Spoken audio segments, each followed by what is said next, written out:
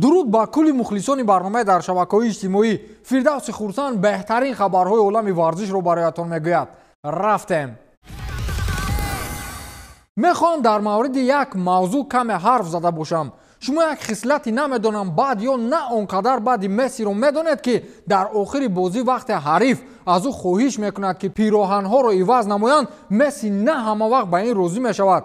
масалан бо Эл Шаравӣ ва Хендерсон ҳамин гуна ҳодиса рӯбарӯ шуда буд ки Месси хоҳиши онҳоро дар ин маврид иҷро накарда буд.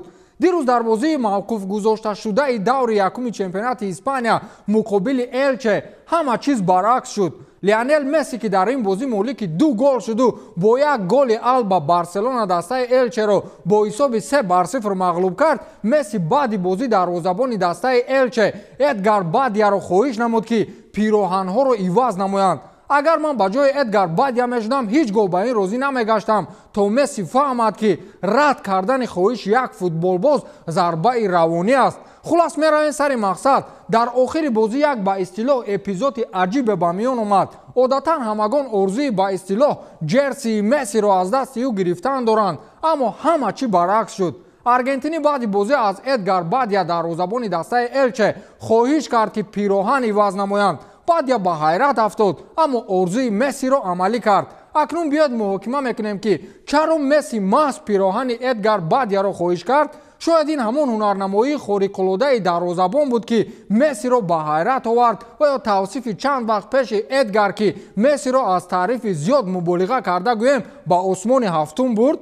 фикр намекунам ки маҳз таърифу тавсифи ӯ Мессиро водор кард ки барои ивази пироҳан майл пайдо кунад. ин аниқ ҳамон чанд зарбаи Гризманро гардонидани Эдгар Бадия аст ки ба Месси писанд омад, ё не?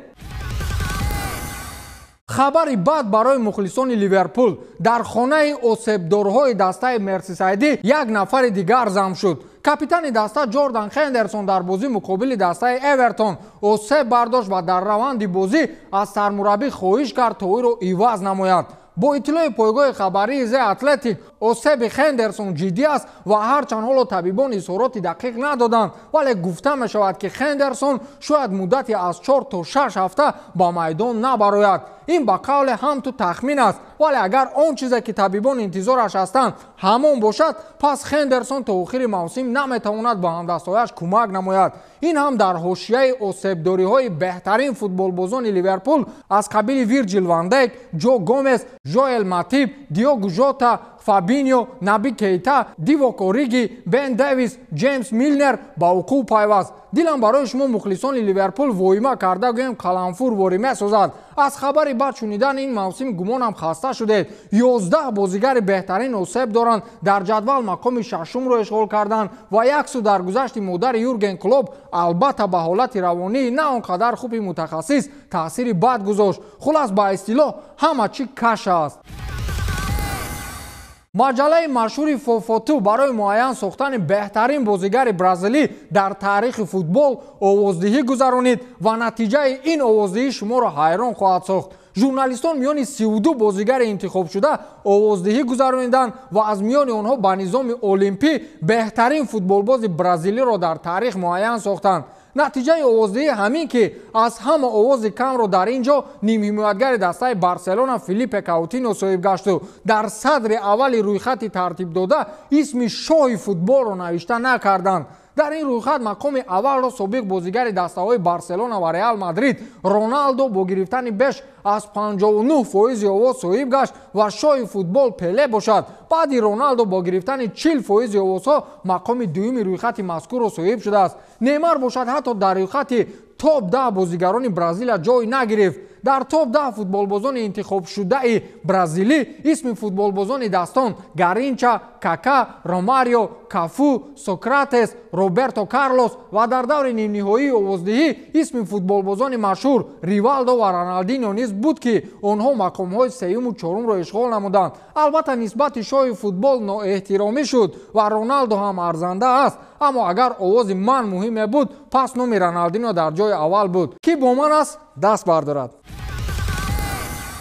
акнун мегузарем ба ҷанҷоли асосии олами футбол ки шаби гузашта ба миён омад. бозии дастаҳои Реал Мадрид ва Аталанта дар даври якашниҳои Лигаи Чемпионҳо сару садоҳоеро ба миён овард. корди сурх гирифтани ҳимоятгари дастаи Аталанта Ремо Фройлер ва корди дуюми зардро ба Каземиро нишон надодани доварро ҳамагон ҳоло ноадолатӣ мехонанд ва дастаи шоҳонаро барои бозии харидашуда интиқод мекунанд. қаблан маълум буд ки дастаи шоҳона мушкилоти кадрӣ дорад ва бо ин далел имконияти дастаи Аталанта зиёд арзёбӣ мегардид. барои тавозунро баробар кардан довар як нафар футболбози Аталантаро аз майдон ронд. шумо бозиро тамошо кардед? агар дида бошед, пас даст рӯи сина монда гӯяд ки корди сурхи Фройлер аз рӯи адолат буд. ин танҳо ман нестам ки чунин ақида дорам. ҳоло кулли расонаҳои хабарӣ ин мавзӯъро баррасӣ мекунанд ва ҳатто сармураббии дастаи Аталанта Ҷан Пьеро Гасперини гуфт ки имрӯз футбол барояш мурд. ӯ гуфтааст ки доварон дилхоҳ бархурдро бо баҳонаи коронавирус чӣ хеле дилашон мехоҳад муҷозот мекунанд. ин оғози мурдани футбол аст. маро чанде пеш аз чанд бозиҳои серия А маҳрум намуданд, чун ман куҷои чӣ гапе гуфтаам ва ҳоло метарсам ки бо гуфтани чанд ҳақиқати дигар УЕФА маро аз Лигаи чемпионон низ маҳрум менамояд. ин амали довар футболбозонро мекушад. инҷо доварони зиёде ҳастанд ки ҳатто ягон маротиба бозӣ накардан ва бархурдро аз қоидавайронкунӣ фарқ намекунанд, гуфтааст Гасперини. акнун шумо нисбати андешаҳои сармураббӣ чӣ ақида доред? футболбози дигаре ки гирифтори нафрати Гвардиола гаштааст. Анхелиньо, футболбози феълии дастаи Лейпциг ки тарбиятдидаи дастаи Манчестер Сити аст, аз муносибати бадаш бо Пеп Гвардиола ҳарф зад ва гуфт ки Гвардиола маро ҳамчун футболбоз кушт ва ман боварӣ ба худро аз даст додам. ӯ ҳамчунин илова кардааст ки баъди баргаштам аз Эйндховен ба Иттиҳод, Гвардиола дар ду бозии дӯстона аллакай хулосаи худро нисбати ман баровард. ҳатто ӯ ба ман як шонси дигар надод. аз ин рӯ ҳоло ман дар Лейпциг хушбахт ҳастам, чун ман ҳоло яке аз футболбозони муҳими Лейпциг ба ҳисоб меравам. фарқият миёни Нагельсман ва Гвардиола он аст ки яке ба ман боварӣ мебахшаду фурсати бозӣ медиҳад, дигараш баръакс, гуфтааст Анхелиньо. ба ҳамин тамом, то дидор, хайр.